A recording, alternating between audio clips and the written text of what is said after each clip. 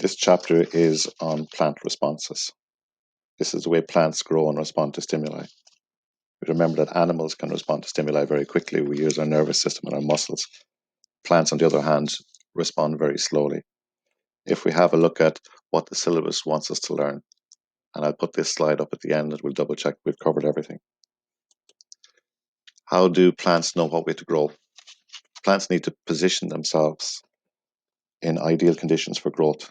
They need to be somewhere bright, they need to have plenty of water, and they need to be somewhere warm. So growth regulation is the control of plant growth. The external factors that plants respond to would be primarily light and gravity. The length of the day and temperature are key external factors. In response to these external factors, plants produce chemicals called growth regulators. These are primarily going to stimulate or inhibit cells inside the plant, and this is what controls growth. So the chemicals that plants produce are called growth regulators.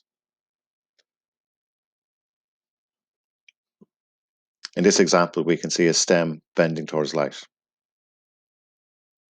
Now, how can that happen? There's no muscles that can make the stem bend.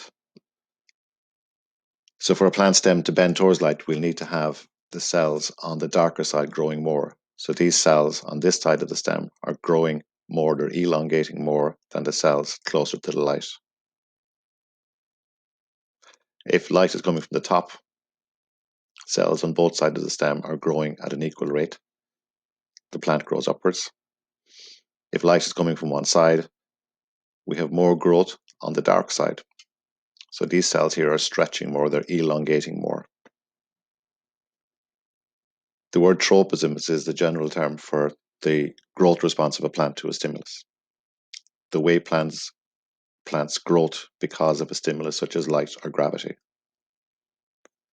So on our syllabus we're listing, or what's very important is light, gravity, water, touch and chemicals in the soil or chemicals elsewhere in the plant.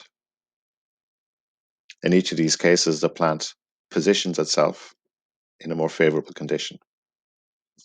Now we're going to look at each of those in a little bit more detail. Phototropism. This is the way plants bend towards light, or it's the change in growth of a plant in response to light. Now, it's important to know that different parts of the plant respond differently. The shoots will bend towards the light. They're more likely to photosynthesize, and that's called positive phototropism. The roots, on the other hand, tend to grow away from light. They're more likely to find anchorage and water if they grow away from the light, which is usually down. That's negative phototropism. So there are two tropic responses, positive phototropism and negative phototropism. They both benefit the plant. The shoot grows towards a brighter area. The root grows down away from the light towards anchorage or towards water or towards the soil. Looking at geotropism is the response to gravity. Sometimes this is called gravitropism. Again, it has positive and negative. In positive geotropism, the roots are growing towards the stimulus, they're growing towards the force of gravity. So these roots here are more likely to find anchorage and water if they grow down.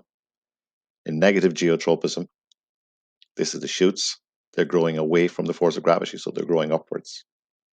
And if a plant grows upwards, it's more likely to find light so the leaves can photosynthesize. Thigmotropism is the change in growth of a plant in response to touch. So the video is showing a grapevine and the tendrils wrapping around the support. So this is obviously speed fast forward, or it's a fast video, but it's showing that the tendrils start to wrap around. As soon as the tendrils touch the support, that's when they'll start growing around and wrapping around it.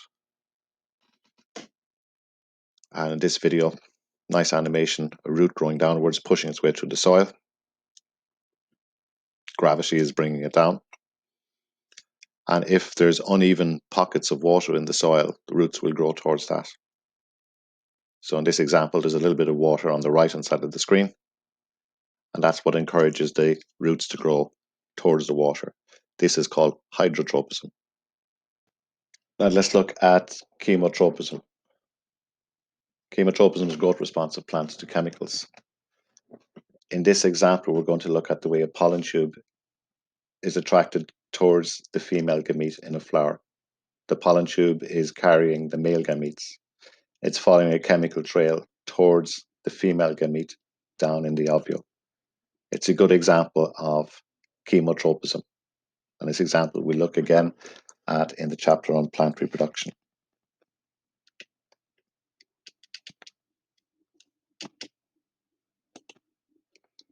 Now looking at the key things about growth regulators. Growth regulators are chemicals that can control the growth of plants. They're produced in very small amounts. They're transported from the site of production to other target areas, possibly through vascular tissues. Different concentrations of growth regulators have different effects.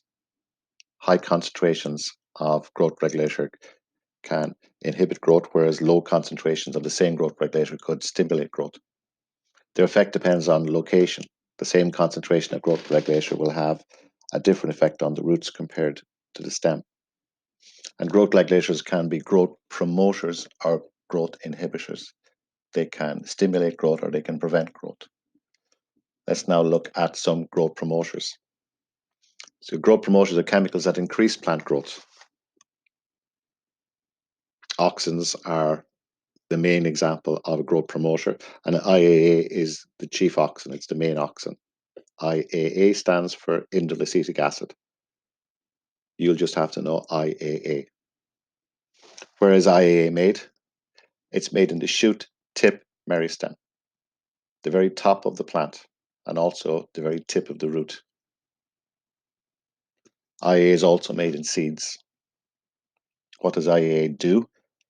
It causes stem elongation at high concentration. Stem elongation, the stems get longer. This is because the individual cells start to stretch. It also causes fruit development. If you spray some auxin onto a flower, the flower will start to become a fruit even before pollination and fertilization has happened. This is a useful thing if you want to produce seedless fruits. Auxin prevents side branching in stems. This allows upward growth. This is known as apical dominance. It's worth knowing. Apical dominance, the auxin produced in the shoot tip, prevents side branching lower down in the stem. So all of the growth is towards an upwards growth. This has been asked in exams along the lines of what happens to a tree if you cut the tip, the growing tip from the tree. And the answer is the side branches will start to grow because apical dominance has been removed. Auxin, as we said before, stimulates fruit formation. In small concentrations and low concentration, auxin stimulates root growth. Looking now at how auxin works. High concentrations of auxin loosens the cell walls, allowing them to expand due to turgor pressure. You might remember that plant cells are pumped full of water. Water enters the plant cell by osmosis. And normally the cell wall is preventing the plant cell from expanding. Now we have high concentrations of IAA will loosen the cell wall and will allow expansion. This will result in the cells getting longer. As we said before, auxin is produced in the growth tip meristem, the tip of the plant. It moves down, possibly through vascular tissue, to parts of the stem beneath.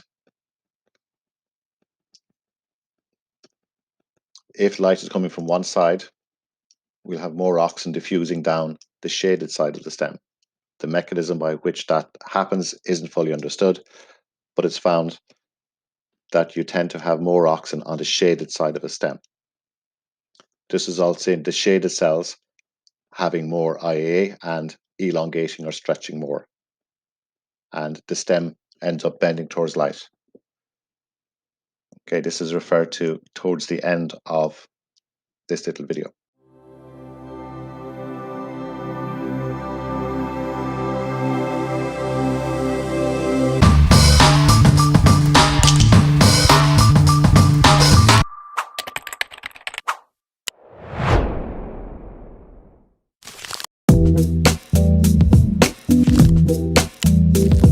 Plants need to make their own food through photosynthesis.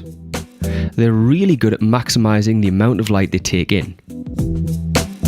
Their leaves are essentially just biological solar panels filled with light-absorbing biological machinery. Obviously, leaves that are directly facing the light are going to absorb more energy than leaves that are facing the wrong direction, and plants are pretty good at making sure their leaves are facing the right direction. We're talking about a certain type of tropism. Tropism comes from an old Greek word tropos, which means turning. When words start with photo, it means it's got something to do with the light. So phototropism is when plants turn or move in response to light. I'm going to show you what I mean with some bean sprouts. I prepped a small plastic tub with some cotton wool, then sprinkled some seeds on top. I added water and gave it a few days.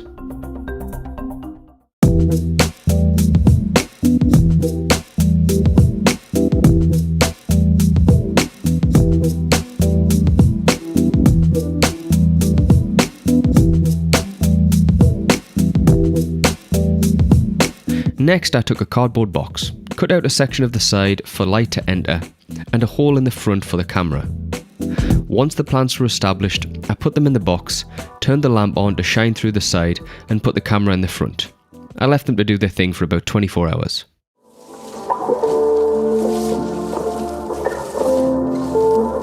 All of the plants that had any light falling on them moved and grew towards the only source of light available to them, with the leaves receiving as much direct light as possible.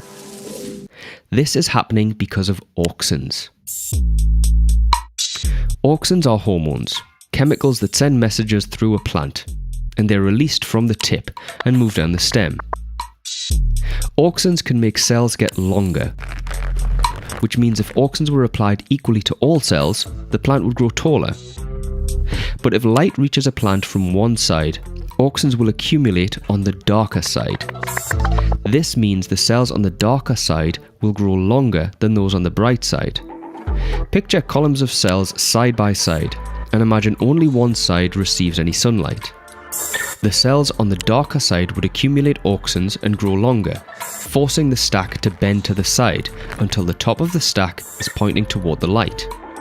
For plants, the effect of auxins causes the whole stem to bend in one direction, making the tip and the leaves face towards the light.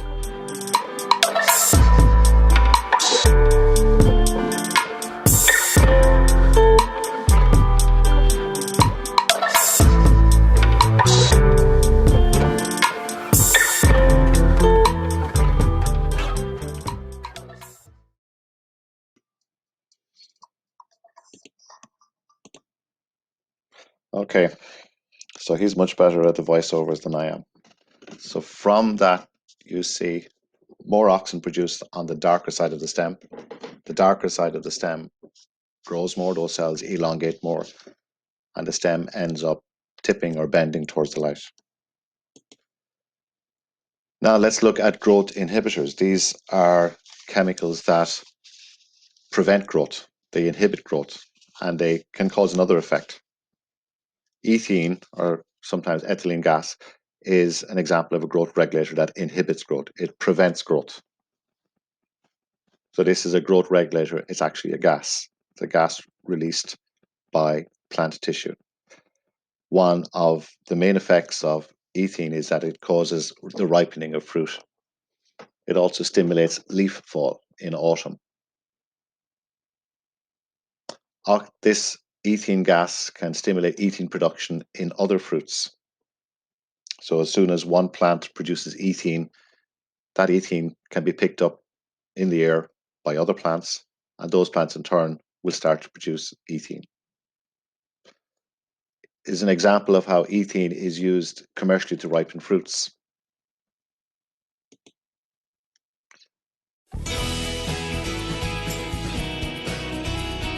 Bananas are the #1 produce item at our retail outlets. When people come to visit us here and look at our banana ripening processing area, they're just like wowed. They can't believe that we move that many bananas in and out for our retail stores. Hy-Vee customers can buy up to 8 different varieties of bananas. They are so popular that an entire section of the Sheraton Distribution Center is dedicated to the tropical fruit. Specially trained personnel receive and load bananas into 27 environmentally controlled rooms. In all, Hy-Vee has the capacity to store 1.6 million pounds of bananas. The employees at the Sheraton Distribution Center take great care in handling of bananas. Upon arrival, we really don't touch the bananas. We open a case and we'll pulp for temperature. We'll do a peel test to see for chill damage. The banana process starts out, and I put the bananas in the rooms. Then I bring the temperature on the bananas up to 58 to 62 degrees. That triggers the bananas to start ripening. Then after 24 hours, I put in ethylene gas. That is so that all the bananas in there will ripen at the same time. Ethylene gas is a natural product of bananas. So we're not using anything foreign. We're just using them to bring all those 40,000 pounds in that room to the same consistency of ripening. Norm Davis is Hy-Vee's banana guru. This 40-year company veteran was instrumental in developing Hy-Vee's banana ripening and handling process. His knowledge and expertise have even caught the attention of produce companies throughout the United States, and they send their technicians to be trained by Norm. The challenge that trips my trigger is to take a banana that comes to me that is hard, that you can take it and break it, and it'll crack actually when you break it. It tastes like you took chalk and put in your mouth. And to take that and to turn it into a banana that we can ship to the stores that's got the color and flavor and texture that the customer wants. It's an exciting, interesting job. There's always something new every day about bananas.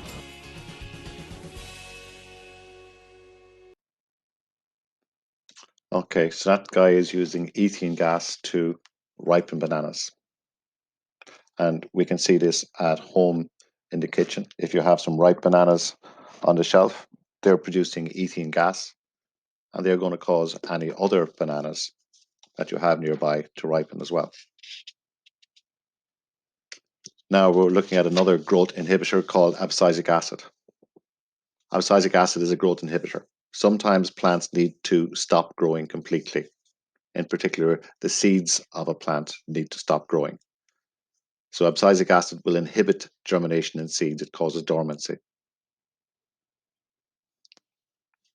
Seeds won't germinate until all the abscisic acid in them has been broken down. This allows the harsh winter months to pass before germination occurs. When a seed falls from a tree, it will have a lot of abscisic acid in it. This abscisic acid will prevent the seed from germinating. You don't want the seed to germinate in the middle of winter and there won't be enough light to photosynthesize. So it takes time for all this abscisic acid to be broken down. When all the abscisic acid is gone, that's when seed germination begins. Abscisic acid also causes stomata to close in dry conditions. So this abscisic acid is your example of a growth inhibitor. You're required to know for your exams 2 examples of commercial growth regulators, 2 ways that growth regulators can be used. First example is rooting powders. Rooting powders contain an artificial version of auxin called NAA to promote root growth from cuttings. So in the photograph, there's a cutting from a plant. It's dipped in the rooting powder and then placed into compost. The rooting powder will stimulate root growth.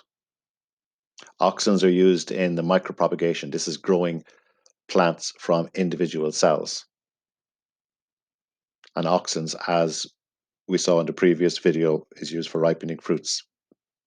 So 2 examples that I would try and remember would be NAA used to promote root growth in cuttings and ethene used to ripen fruits. You're also required to know in the syllabus adaptations that plants use to protect themselves. This isn't particularly linked with plant growth regulators, but it's just a small little thing at the end of this chapter. You should know 2 anatomical ways that plants protect themselves and 2 chemical ways that plants protect themselves. And here are some examples. Leaves have a waxy cuticle to limit water. Okay, that should be to limit water loss. Blackberry plants have thorns to deter herbivores from eating them. And nettles have stinging cells, again, to keep away animals that might eat them.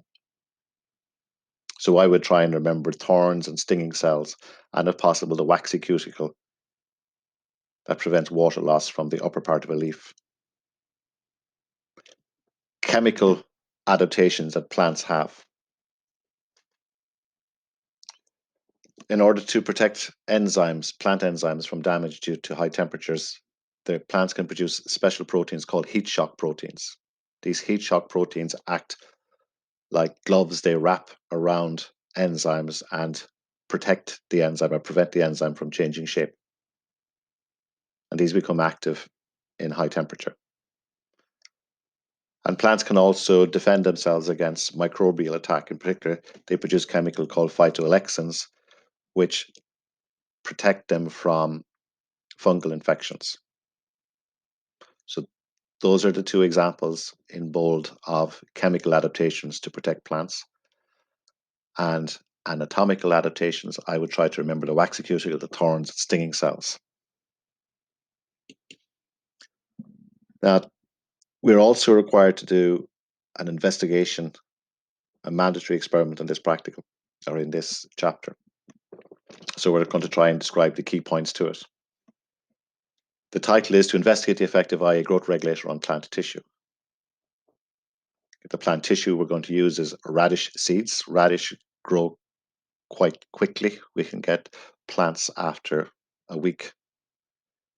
We're going to use 3 solutions: water, a high concentration of IA, 100 milligrams per liter IA solution, and a relatively weak concentration, or a low concentration, 0.01 milligram per liter IA solution. And we're going to compare the root and shoot length for each IA concentration with water after about 5 days. This is our setup. We have a Petri dish. We're going to put 5 seeds and a little grid marked in millimeters underneath so that we can easily measure the root growth and shoot growth. We're using 5 seeds to allow 1 or 2 of the seeds might fail to germinate, and it also allows us to calculate averages once they've started growing. Now a little bit about preparing the solutions. The teacher often does this little bit in advance. We'll prepare a 100 milligram per liter IA solution. Sometimes this is described as a 10 to the power of 2 parts per million solution. Looking at instructions is simply dissolving 100 milligrams of IA in a little ethanol.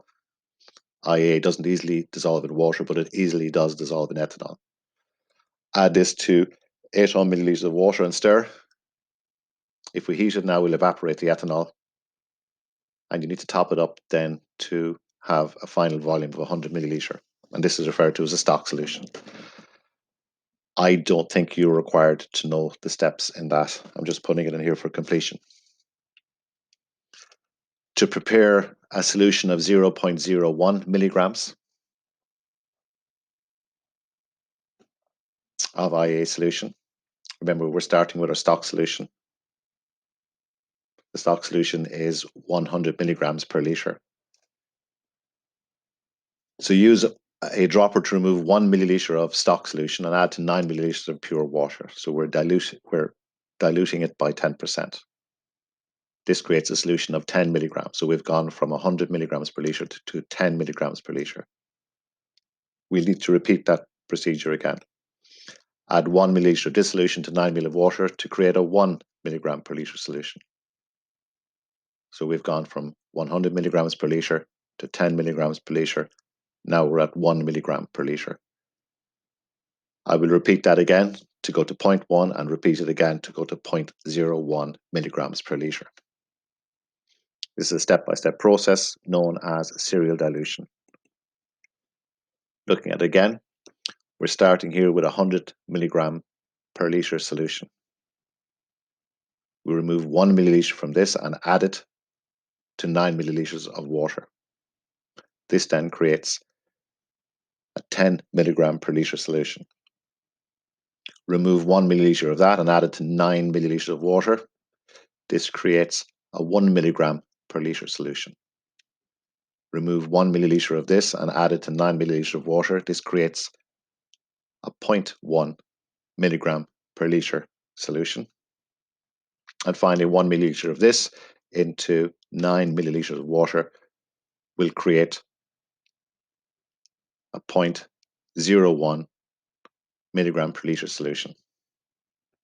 Now remember, we're left with 9, 9, 9, 9, and we have 10 milliliters in this. So I'll need to remove 1 milliliter and discard it in the sink. So at the end, I will have 5 test tubes, different concentrations of IAA, 100, 10, 1, 0.1, and 0.01. So I'm going to use these 5 solutions to water my seeds and see what way the roots and shoots grow and compare their growth to water.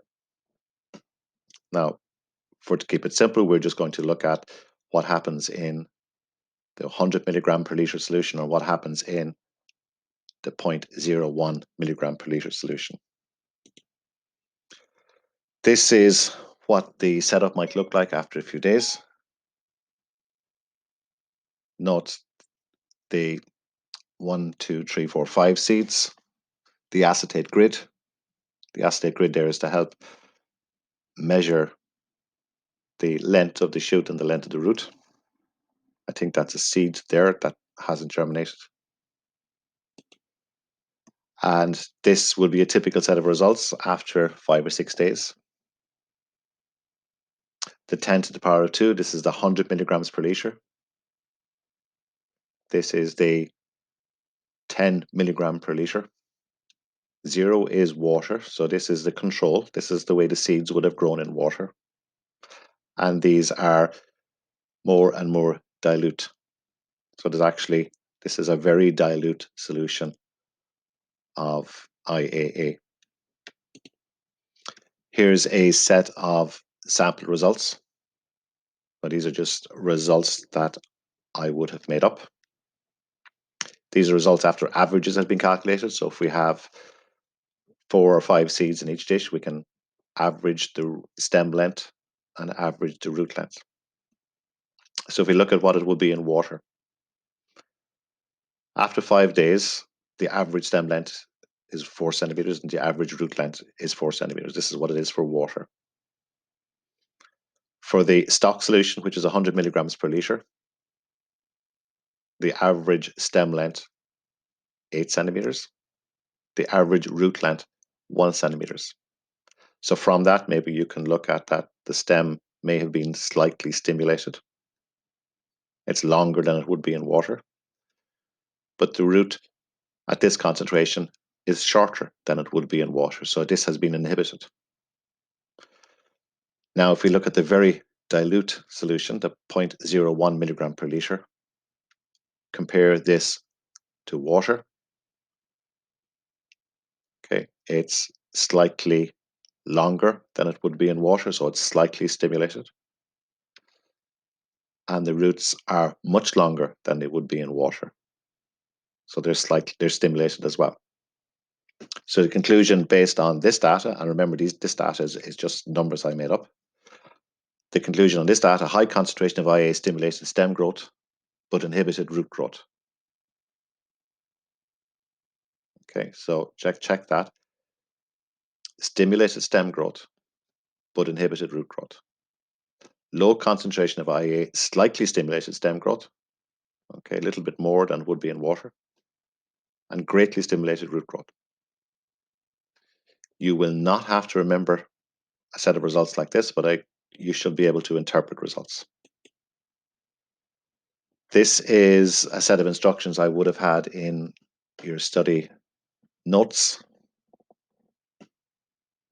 Okay, you can pause this and jot down the description if you wish. And this is looking back over the syllabus requirements for this chapter. So an idea of what growth regulation is: the control of growth of plants, so the plants can position themselves for maximum growth. Phototropism, response to light; geotropism, response to gravity; thigmotropism, response to touch; and hydrotropism, response to water. Chemotropism, response to chemicals. And remember, we gave the example of the pollen tube responding to chemicals produced by the egg. Examples of phototropism and geotropism: plants growing towards light so that they can maximize photosynthesis; geotropism, roots growing towards down to the ground for better anchorage, better water absorption. A growth regulator is a chemical produced by plants that will either stimulate or inhibit growth, transport possibly to the vascular system. The combined effect, so it depends on the concentration, also depends on the location. So a high concentration would have an effect compared to a low concentration, and the location also has an effect. The use of plant regulators. So I was recommended we learn ethene as an example of a growth regulator that stimulates fruit ripening. And we can use a chemical called NAA, which is used in rooting powders. 4 methods of anatomical or chemical adaptation, so 2 of each. Anatomical might be stinging cells and thorns to prevent herbivore attack. Chemical adaptation, that was a phytoalexins to fight fungal infections, and heat shock proteins to protect enzyme shape at high temperature. We've just completed a description of the IAA and how the different concentrations of IAA have different effects. The bits in bold, we've referred to them already. These are the higher level. Auxin has to be known by name at higher level. Production site is the shoot tip, the function. It's important in fruit formation. It's also important as a growth promoter, and effects it causes cell elongation. And finally, explanation of the mechanism of plant response to any one external stimulus. The external stimulus that we're taking is light. That auxin travels down the shaded side of the stem, causes increased cell elongation on the shaded side, resulting in the plant tipping and bending towards the stimulus of light. Okay, I think that's the chapter. If you need to watch it again. If you have any questions, get back to me. I hope it made some sense.